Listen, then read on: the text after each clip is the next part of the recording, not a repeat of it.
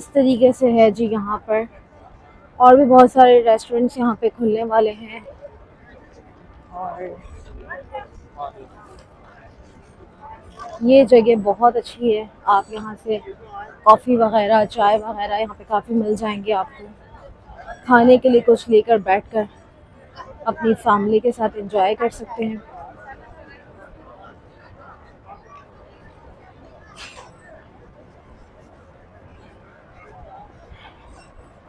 Rush तो देखें जी माशाल्लाह, इस तरफ का पूरा रास्ता, सामने ये कुबा स्ट्रीट। भी मैं आपको जो रश दिखाऊँ ना, अभी तो सिर्फ मगरिब हुई है। ये वो लोग हैं जो मगरिब में निकल रहे हैं। कितने लोग अंदर मस्जिद में बैठकर इशा का वेट कर रहे होंगे कि हम इशा के बाद निकलेंगे। ये जिस भी तरह दिखाया जाए कैमरा नहीं इसको रिकॉर्ड कर सकता जितना रश आंखें देख पा रही हैं। बहुत रश है और बहुत शदीद रश है।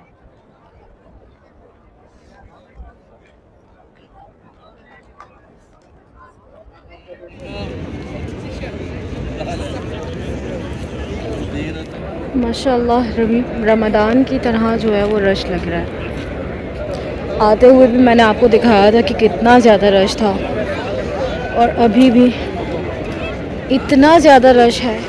आप देखें माशाल्लाह कितना रश है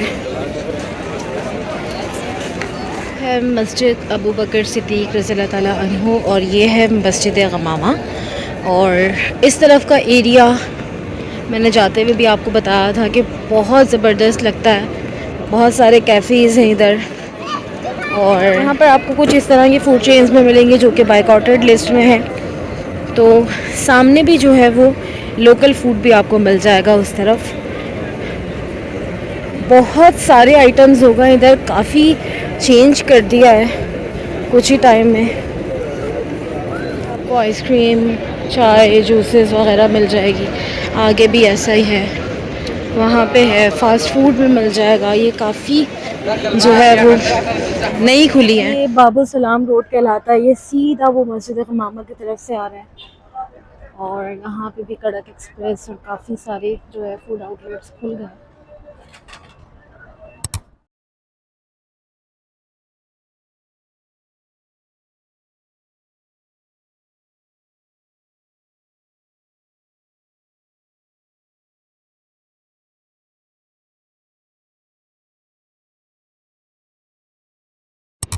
आज है वीकेंड, हम आए हैं ये सैयदुल शुहदा, और चलते हैं अंदर।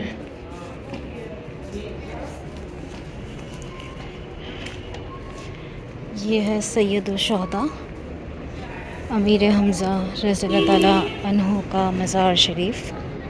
यहाँ पे पहले भी मैंने दिखाया है कि इस तरीके से जो है ये शॉप्स बन गई हैं। और ये है मस्जिद अमीर हमज़ा रज़ियल्लाहु ताला अन्हु।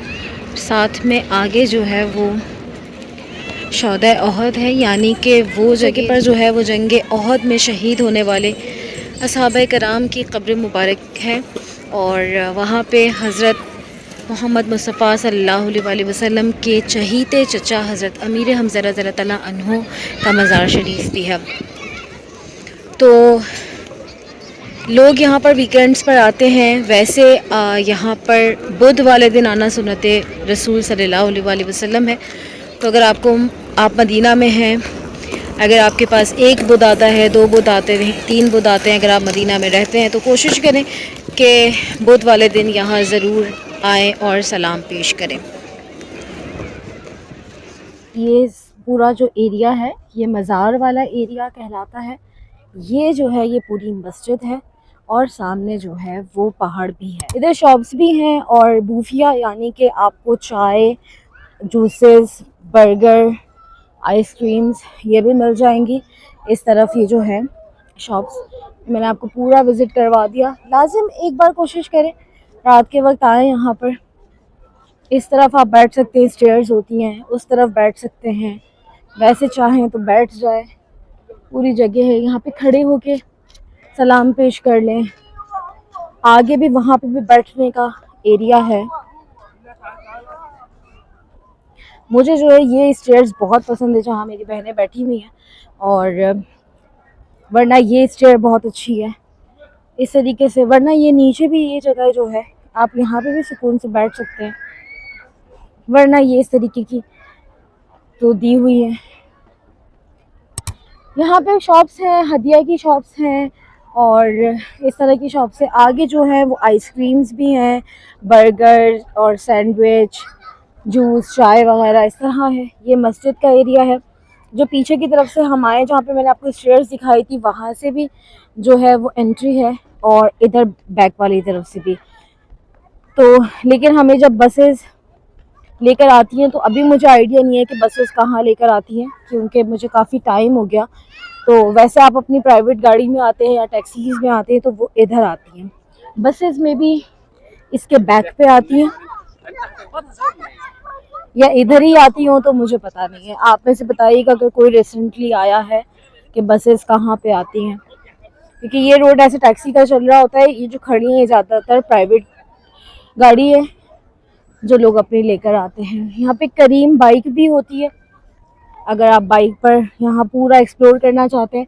ये पीछे पूरा जो है बहुत खूबसूरत सा जो है पार्क टाइप बना हुआ है इस पहाड़ के बैक की तरफ भी।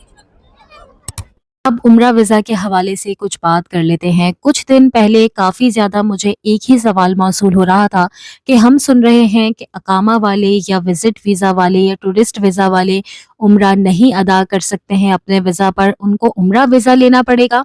लेकिन बिल्कुल भी ऐसा कोई कानून नहीं है अभी तक। तो आगे का कोई कुछ भी नहीं कह सकता। अगर आपके पास अकामा है, टूरिस्ट वीज़ा है, फैमिली विजिट वीज़ा है तो आप आराम से उम्रा अदा कर सकते हैं। उम्रा वीज़ा में कल एक कानून लागू किया गया है जो आज से यानी कि 1 नवंबर 2025 से अप्लाई होगा। वो ये है कि उम्रा वीज़ा की क़ब्ल दाखिला मुद्दत 3 माह से कम करके 1 माह कर दी गई है।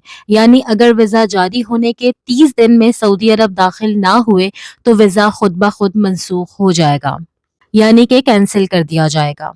दाखिले के बाद क़याम की मुद्दत यानी कि स्टे ड्यूरेशन अभी भी 3 महीने तक का ही बरकरार है। यानी जितने भी ममालिक से आप जा सकते हैं ज़्यादा से ज़्यादा आप 3 माह क़याम कर सकते हैं उम्रा वीज़ा पर। लेकिन हम सब जानते हैं कि वीज़ा अप्लाई करने से पहले अब आपको होटल, ट्रांसपोर्ट की कंफर्म बुकिंग्स जमा करवानी पड़ती हैं। अगर आप नहीं जमा करवाएंगे तो आपको उम्रा वीज़ा नहीं दिया जाएगा। अभी बात कर लेते हैं जो 90 दिन की मुद्दत से यानी कि 3 माह की मुद्दत से कम करके 1 माह यानी कि 30 दिन कर दी गई है, उसका आखिर मतलब क्या है? उसका मतलब ये है कि पहले ये था आज से पहले यानी कि 31 अक्टूबर 2025 तक यही कानून था, लेकिन आज से वो कानून नहीं होगा। वो ये था कि जब भी आप वीज़ा इशू करवाते थे, जिस डेट को आपका वीज़ा इशू होता था, तो आपके पास 90 डेज होते थे सऊदी में एंटर होने के लिए कि आप 90 डेज के अंदर अंदर सऊदी जा सकते हैं। लेकिन ये सिर्फ दाखिले की मुद्दत ही, क़याम की नहीं। क़याम आपका उसी दिन शुरू होता है यानी कि स्टे ड्यूरेशन उसी दिन से स्टार्ट होता है जिस दिन आप सऊदी में एंटर होते हैं। लेकिन अब 90 डेज से हटाकर 1 माह यानी कि 30 दिन कर दिए गए हैं। फॉर एग्जाम्पल अगर आप 6 नवंबर को उम्रा वीज़ा लगवाते हैं तो 5 दिसंबर तक आपको सऊदी में एंटर होना ही होगा, नहीं तो आपको जो भी वीज़ा इशू किया जाएगा यानी कि आपको जो उम्रा वीज़ा इशू किया जाएगा वो कैंसिल कर दिया जाएगा। काफी लोग इसमें कंफ्यूज हो रहे थे क्योंकि उम्रा वीज़ा इस वक्त 90 दिन का लग रहा था, तो काफी लोग इसमें परेशान हो रहे थे कि क्या अब 90 दिन का नहीं लगेगा। तो स्टे ड्यूरेशन यानी कि क़याम की मुद्दत अभी भी 90 दिन ही है, लेकिन 30 दिन के अंदर अंदर आपको जाना होगा। 30 दिन अलग काउंट होते हैं यानी कि एंट्री डेट अलग काउंट होती है। एंट्री डेट के लिए आपके पास 30 दिन होंगे और स्टे ड्यूरेशन के लिए आपके पास 90 डेज होंगे। आई होप कि ये बात आपकी समझ आ गई होगी कि आपके पास 30 दिन होंगे एंट्री के लिए और जब आप एंटर हो जाएंगे उसके बाद से 90 डेज होंगे आपके पास स्टे के लिए। लेकिन स्टे अब पहले की तरह बिल्कुल भी मुमकिन नहीं है कि आप सऊदी आ गए और सऊदी आने के बाद आपने सोचा कि हम कहाँ रह लेते हैं। आपने अपने हिसाब से, अपने बजट के हिसाब से सस्ता होटल देख लिया या आप किसी रिलेटिव के घर रुक गए या कुछ भी। अब आपको नुसुक पर कंफर्म होटल बुकिंग चाहिए होगी और रिटर्न टिकट भी चाहिए होगा कंफर्म, तभी आपको उम्रा वीज़ा मिलेगा। खुदारा जितने भी ट्रैवल एजेंट्स आपको ये बोलें कोई मसला नहीं है, आप सऊदी पहुँच तो जाएँ, हम आपको रिटर्न टिकट भी दे देंगे और हम आपको होटल भी दे देंगे, हम बहुत सस्ते में पैकेज करवा देंगे। ऐसे किसी की बातों में ना आएँ, सिर्फ रजिस्टर्ड होटल ही बुक करवाएँ, रिटर्न टिकट ही लेकर आएँ क्योंकि एयरपोर्ट्स पर बहुत ज़्यादा तंग करेंगे क्योंकि उम्रा वीज़ा के लिए अब रिटर्न टिकट होना लाज़मी है। तो आप जिस भी कंट्री या सिटी से आएँगे तो आपको बहुत ज़्यादा मुश्किल होगी अगर आपके पास रिटर्न टिकट या होटल वाउचर नहीं होगा, यानी कि कंफर्म होटल बुकिंग नहीं होगी। किसी भी इलीगल वे की तरफ जाने से बहुत बेहतर है कि लीगल वे से आप कुछ दिन के लिए आएँ और अपने क़याम को बहुत बेहतरीन बनाएँ। एक और बात कहना ज़रूरी समझूँगी, कुछ दिन पहले काफ़ी ज़्यादा एयरलाइंस ने ऑफ़र्स लगाई तो मुझसे बहुत ज़्यादा लोगों ने सजेशंस माँगी कि भई हम बुक कर लें या नहीं करें, तो मैंने सबको ही मना किया था और इसी वजह से मना किया था क्योंकि अब उम्रा वीज़ा में अब सऊदी की एंट्री में इतनी ज़्यादा रद्द-ओ-बदल हो रही है, कानून रोज़ ब-रोज़ चेंज हो रहे हैं कि कुछ भी अगर आप पहले से बुक कर लेंगे तो आपका भारी नुकसान हो सकता है। तो किसी भी ट्रैवल एजेंट्स की या किसी की भी बातों में बिल्कुल भी ना आएँ और होशियारी से काम लें और एक बात को लाज़मी समझ लें कि सऊदी गवर्नमेंट कुछ भी 1 दिन के अंदर चेंज कर सकती है। जब सऊदी गवर्नमेंट कोई रूल चेंज करती है तो ना तो हमारे ट्रैवल एजेंट्स पहले से कुछ बता सकते हैं, ना ही सऊदी में बैठा कोई शख्स आपको पहले से कुछ बता सकता है। तो इसलिए आप अभी आने वाले हैं, 2 महीने बाद आने का इरादा रखते हैं, 4 महीने बाद आने का इरादा रखते हैं, लेकिन उसी वक़्त जो भी आपको समझ आता है वो होटल लें, वो एयरलाइन लें, वो टिकट लें और जल्दी से मक्का और मदीना की ज़ियारत करें। लेकिन थोड़े बहुत पैसे बचाने के चक्कर में इस वक़्त प्री प्लान्ड कुछ भी ना करें क्योंकि आप भारी नुकसान उठा सकते हैं इसी वजह से, क्योंकि रूल्स एंड रेगुलेशंस रोज़ बरोज़ चेंज हो रहे हैं।